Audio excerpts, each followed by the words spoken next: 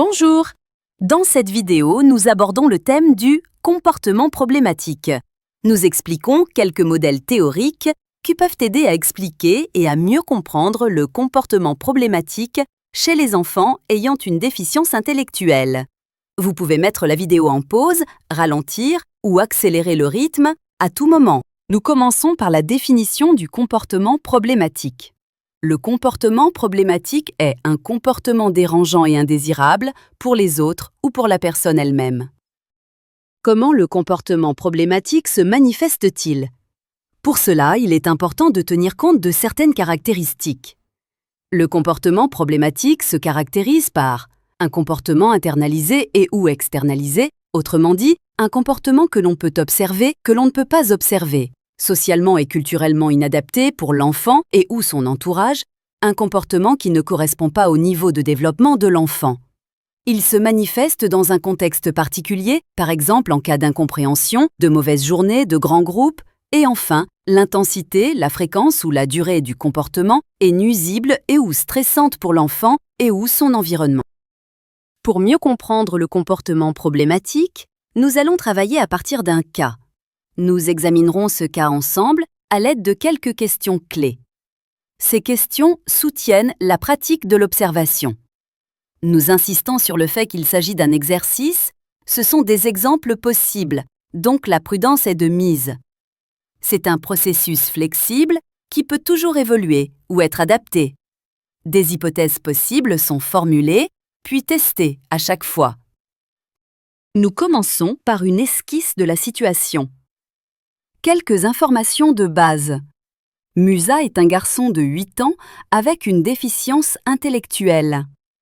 Il aime beaucoup la musique et la structure, il devient rapidement tendu dans les environnements bruyants ou lors de changements inattendus. Chaque jour, il déjeune à midi précise. Ensuite, nous examinons les questions clés qui nous aident à observer. Ces questions sont « Que voyez-vous ? Que se passe-t-il ? Quelle est la situation ? Comment réagissez-vous ? Quelle est la cause possible de ce comportement ? Que voyez-vous ? C'est la pause de midi. Musa déjeune toujours avec les autres enfants. Il est maintenant 12h15 et le déjeuner n'est pas encore arrivé. Musa est agité, il fait les 100 pas, regarde ailleurs et commence à tripoter son pantalon. Soudain, il se lève. Il prend son assiette vide et la jette violemment. Musa crie et s'éloigne du groupe. Que se passe-t-il? Musa fait une crise. Il jette son assiette et proteste verbalement. Il crie.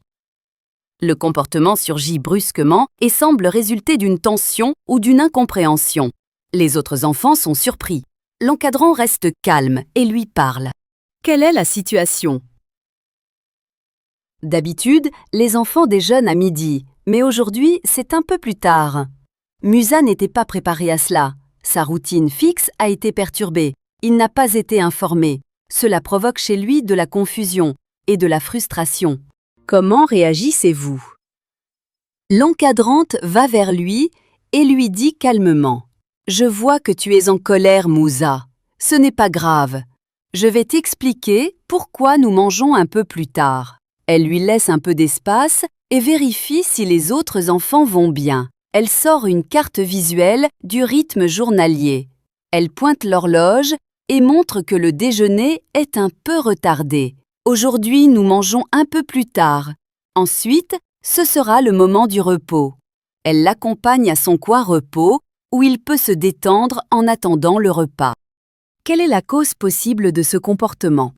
La crise de Musa a été provoquée par un changement dans sa routine quotidienne. En raison de sa déficience intellectuelle, il ne comprend pas pourquoi cela prend du retard et il ne sait pas comment l'exprimer. Cela entraîne de la confusion, de l'insécurité et de la frustration. Cette frustration se manifeste par le fait de jeter son assiette et de crier, un comportement colérique. La raison sous-jacente est que Musa se fie à un horaire fixe. Il ne sait pas ce qui se passe. Il a faim et ne comprend pas. Son comportement est une façon de dire « je ne comprends pas ce qui se passe ». Maintenant que nous avons examiné ce cas ensemble, prenons un moment pour réfléchir au modèle de l'iceberg. Qu'est-ce que le modèle de l'iceberg? C'est un modèle qui aide à comprendre le comportement problématique. Vous voyez ici une image du modèle de l'iceberg. Le comportement visible se trouve au-dessus de la ligne de flottaison. Pensez à frapper, jeter une assiette, s'enfuir. Le comportement visible est la pointe de l'iceberg.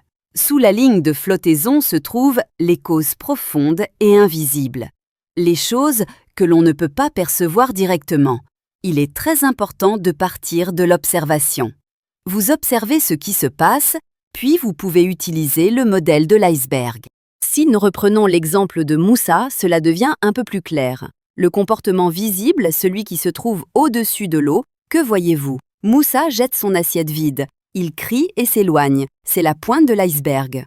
Et en dessous, des émotions telles que la frustration, l'insécurité et la confusion. Moussa ne comprend pas non plus ce qui se passe.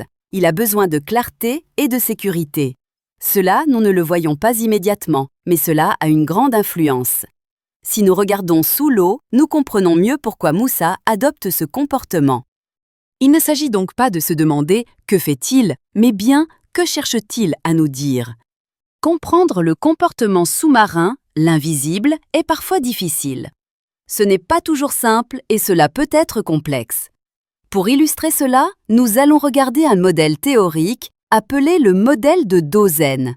C'est l'un des nombreux modèles qui nous aident à comprendre le comportement invisible. C'est donc un outil possible qui peut aider à comprendre le développement émotionnel, les émotions, les sentiments et les pensées. Mais le point de départ reste toujours le même, commencer par observer. Le modèle de Dozen aide à comprendre et à soutenir les personnes avec une déficience intellectuelle. Il se concentre principalement sur la cartographie du développement émotionnel par le biais d'hypothèses. Ces hypothèses doivent être testées pour voir si elles sont utiles. Si la première hypothèse ne fonctionne pas, on en essaie une autre jusqu'à trouver la bonne approche.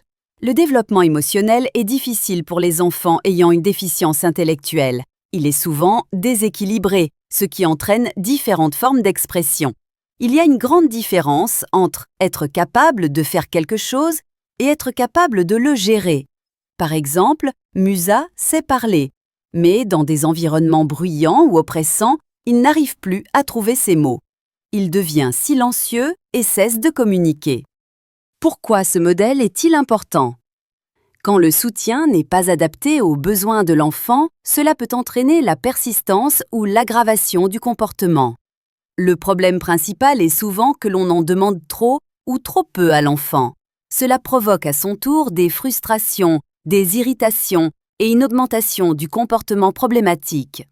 Nous soulignons que le comportement problématique peut fluctuer. À un moment donné, l'enfant peut présenter un comportement, puis plus du tout. Plusieurs facteurs peuvent l'influencer. Le sentiment de sécurité est fondamental. Un enfant avec une déficience intellectuelle traverse les mêmes phases qu'un enfant au développement dit classique. La différence réside dans la durée. Les phases de développement prennent plus de temps et le développement s'interrompt plus tôt. Nous présentons brièvement les 5 phases. La phase 1 est la phase d'adaptation, la phase du nous. L'enfant peut changer d'humeur très rapidement. Il y a une alternance entre équilibre et déséquilibre. La phase 2 est la phase de socialisation, également la phase du nous. On y retrouve la confiance et la méfiance. Au cours des 2 premières phases, il y a un besoin particulier de proximité stricte. Par exemple, un enfant qui cherche beaucoup de contact physique. La phase 3 est la première phase d'individualisation. C'est le passage du « nous » au « je suis ». Il y a une alternance entre être ensemble et se sentir soi-même. Le besoin de contact devient plus distant. Le soutien ne doit pas être constamment présent, mais seulement quand l'enfant le demande. Par exemple, si un enfant tonde, la proximité devient nécessaire. La phase 4 est la phase d'identification, le sentiment de « je peux, je veux, je rêve, je ne peux pas, je n'ose pas, que vont-ils penser ?» Ici, il y a un équilibre entre soi et les autres. Il y a aussi une alternance entre entreprendre et se réfréner. La dernière phase est la phase 5, la prise de conscience de la réalité. Le sentiment de « je », moi et le monde. Il y a une alternance entre confiance en soi et sentiment d'infériorité. Dans les phases 4 et 5, le professionnel prend de plus en plus de recul. Il reste présent uniquement si l'enfant en a besoin. Un style d'accompagnement différent est recommandé pour chaque phase. L'enfant gagne progressivement en autonomie selon la phase de développement dans laquelle il se trouve. L'accompagnement est un processus flexible. Il oscille entre distance et proximité. Commençons maintenant quelques exercices de base. Un enfant de 6 ans, avec une déficience intellectuelle, recherche souvent le contact physique avec l'accompagnant et pleure lorsqu'il s'éloigne un moment. Quelle phase?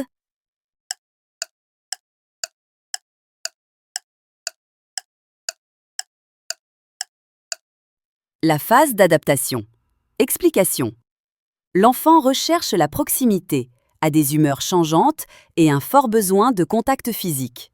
Un enfant au développement dit classique serait dans la phase d'identification, mais à cause de sa déficience intellectuelle, il n'a pas encore atteint ce stade. 2. Un enfant de 12 ans avec une déficience intellectuelle dit joyeusement « Je veux être enseignant plus tard », puis se retire en pensant que les autres enfants vont se moquer de lui. Quelle phase?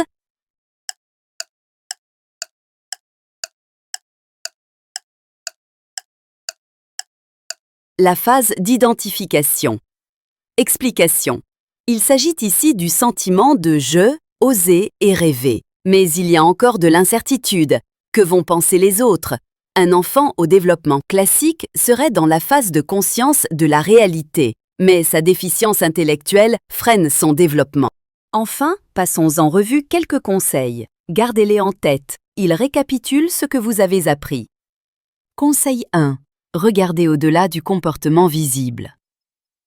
Ne sautez pas aux conclusions. Observez attentivement et concentrez-vous sur ce que vous voyez. Essayez de comprendre les besoins sous-jacents de l'enfant. Quelle est la raison de son comportement? Conseil 2. Observez dans différentes situations. Un enfant ne montre pas tout à tout le monde tout le temps. Observez à différents moments, pendant diverses activités et avec plusieurs accompagnants. Conseil 3. Les modèles théoriques sont des outils. Ces modèles peuvent être utilisés. Ce sont des outils. Il n'est pas nécessaire de les appliquer systématiquement. Conseil 4. Discutez et consultez vos collègues. Ce que vous ne voyez pas, quelqu'un d'autre pourrait le remarquer. En partageant vos observations et expériences, vous obtenez une vision plus complète. Conseil 5. Un enfant peut apprendre plus lentement, soyez patient. Le développement se fait par petites étapes. Mettez l'accent sur la progression plutôt que sur les déficits. Conseil 6. Adoptez une approche aimante. Cela garantit un environnement sécurisant pour l'enfant et favorise ses possibilités d'apprentissage et de croissance. Récapitulons brièvement les conseils. 1. Regardez au-delà du comportement visible. 2. Observez dans différentes situations. 3. Les modèles théoriques sont des outils. 4. Discutez et consultez vos collègues. 5. Un enfant peut apprendre plus lentement, soyez patient. 6. Adoptez une approche aimante. Merci de votre attention. Nous espérons que cette vidéo vous a été utile et que vous l'avez appréciée autant que nous. N'hésitez pas à en discuter avec vos collègues expérimentés